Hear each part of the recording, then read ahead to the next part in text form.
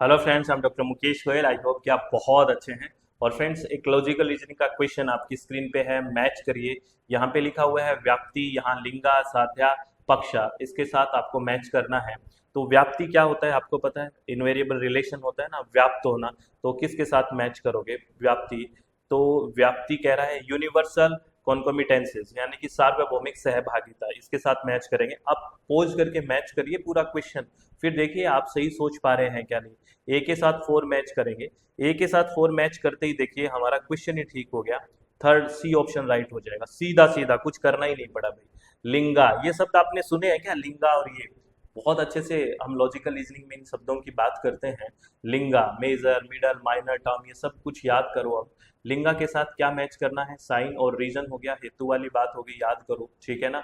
यानी कि बी के साथ तीन हो गया।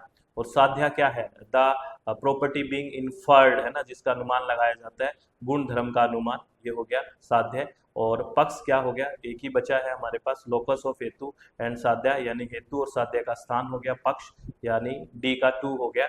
राइट ऑप्शन हमारा थर्ड हो गया। किस किस का राइट ऑप्शन है? ए का फोर, बी का थ्री, सी का वन, डी का two. It's a very important question, है ना। ये सारे कंसेप्ट भी याद आ जाने चाहिए। यहाँ तो मैच कर रहे हो फटाफट, लेकिन वो ही मैच कर पाएगा ना जिसने ये टॉपिक को अच्छे से पढ़ा है। परेशान नहीं होना, समझने की कोशिश करो, कमेंट करो सब आ रहा है कि नहीं आ रहा। कोई डाउट है तो बताओ, बढ़िया से पढ़ो बस, ठीक है ना। चलो, अ, अपने बेसिकली नेक्स्ट सेशन के लिए फाउंडेशन बैच हो चुका है, इसके बारे में लास्ट में बात करूंगा मैं। ये question, in the Nyaya system what is the inference called when it is based in the middle term being only positively related to the major term. Nyaya प्रणाली में एक अनुमान को क्या कहा जाता है जब यह अपने हेतु पर आधारित होता है जो केवल साध्य से सपक्षीय रूप से संबंधित होता है? ये जब हम बेसिकली बात करते हैं ना इन्फेरेंस को, और इन्फेरेंस का हम क्लासिफिकेशन करते हैं, एक तो on the basis of psychology करते हैं, मनोविज्ञान के आधार पे, याद करो, और एक व्याप्ति के आधार पे करते हैं। ये व्याप्ति वाला पूछा हुआ है ना, जो मिडल टर्म से रिलेट होता है व्याप्त, याद करो। तो ये positively related to the major term, तो आपको पता है ये सिर्फ पॉजिटिवली रिलेट है, तो केवल्य नावी है ना। हम बात करते हैं ना कि ऑल नोवेबल आर नेमेबल, याद करो, तो ये केवल्य नावी हो गया। राइट ऑप्शन इसका A will be the right option, ठीक है, ध्यान रखना है। और आगे बात करें नेक्स्ट क्वेश्चन के, ये किस किस किस का क्वेश्चन ठीक था पक्का बताना।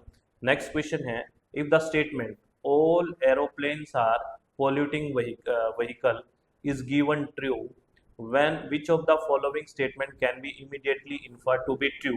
यदि इस कथन सभी विमान प्रदूषक वाहन है को सत्य के रूप में दिया गया है, तो निम्नलिखित में से किस कथन के तात्कालिक रूप से सत्य होने का अनुमान किया जा सकता है?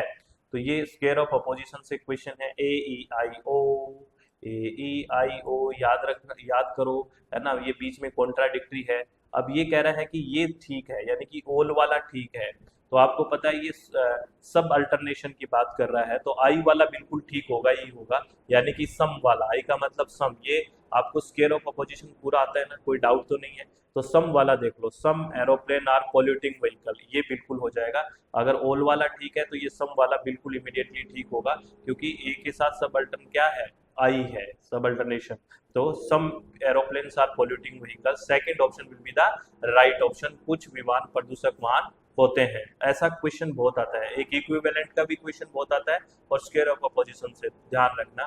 जैसे एक ये सिंपल क्वेश्चन कह रहा है, in a valid deductive argument if the premises are true then, एक निगमनात्मक वितर्क में यदि कथन सत्य है तो, है ना, डिडक्टिव आर्ग्यूमेंट है, अगर कह रहा है परमिसेस है वो ट्रू है तो क्या होगा? तो परमिसेस ट्रू है और डिडक्टिव आर्ग्यूमेंट है, तो आपको पता है उसका कंक्लूजन भी क्या होगा? मस्ट होगा, ट्रू होगा, मस्ट ट्रू होना चाहिए, क्योंकि डिडक्टिव है और परमिसेस को फॉलो करेगा। तो सीधा का सीधा क्या, और वैलिड भी है, देखो सीधा सीधा कोई वैलिड डिडक्टिव आर्ग्यूमेंट है और परमिसेस ट्रू है, तो कंक्लूजन मस्ट बी ट्रू, तो कंक्लूजन मस्ट बी ट्रू हो गया। सी ऑप्शन, कोई चांस ही नहीं है ना। और अगर यहाँ पे इंडक्टिव होता तो क्या आता बताइए? मस्ट बी ट्रू आता, कैन बी ट्रू आता, क्या, और मस्ट बी फॉल्स आता, क्या आता बताओ? अगर इंडक्टिव लिखा होता तो क्या आता, ये बताओ मुझे, ठीक है। और इसका राइट ऑप्शन सी हो गया। नेक्स्ट क्वेश्चन कह रहा है, when I left my office few minutes ago there was no coffee on my table, Now when I return, there is a cup of coffee lying on my table. Therefore I can conclude that somebody must have bought a cup of coffee for me during my absence at the office. Which of the following instruments of knowledge is used in the above example? है ना, जब कुछ minute पहले कार्यालय से गया था तब मेरी मेज पर कोई कॉफी नहीं थी, लेकिन जब मैं लौटा हूं तो मेरी मेज पर एक कप कॉफी पड़ी हुई है, रखी हुई है। इसलिए मैं निष्कर्ष निकाल सकता हूं कि कोई व्यक्ति कार्यालय में मेरी अनुपस्थिति के दौरान मेरे लिए एक कॉफी लाया होगा। तो इसमें आपको पूछा है ज्ञान के किस साधन का उपयोग किया उसने, ऐसा कैसा बना। तो उसने देखो कॉफी रखते हुए नहीं देखा, उसने अनुमान लगाया है कि सोचा है ना। तो इसने क्या चीज कैसे करा, उसने इस चीज को सिचुएशन के अकॉर्डिंग अपने अर्थ की उत्पत्ति की कि ऐसा हो सकता है। तो पोस्टुलेशन या अर्थपति will be the right option. बढ़िया क्वेश्चन है। जब तक मैं क्वेश्चन पढ़ रहा था आपने पढ़ के आराम से आंसर कर दिया होगा, है ना। वो टाइम आपके लिए होता है, अच्छे से आंसर किया करो और बताया करो कि कितने क्वेश्चन ठीक हुए, कमेंट किया करो कौन सा टॉपिक में दिक्कत तो नहीं आ रही कोई। Two way communication is the very necessary, ठीक है। और अब ये मैं बता देता हूँ कि नेक्स्ट सेशन के लिए हमारा फाउंडेशन बैच लॉन्च हो चुका है। अपनी वेबसाइट www.swmg.in, प्ले स्टोर में मोबाइल ऐप SWMG और ये कॉन्टैक्ट नंबर व्हाट्सएप या कॉल करके जानकारी ले सकते हैं। बेसिकली थ्योरी करेंगे 10 के 10 यूनिट्स यहाँ, प्लस प्रीवियस ईयर क्वेश्चन का डिस्कशन होगा। इंग्लिश प्लस हिंदी दोनों माध्यम में करेंगे। स्टडी मटेरियल बाय कोरियर भी आएगा आपके पास।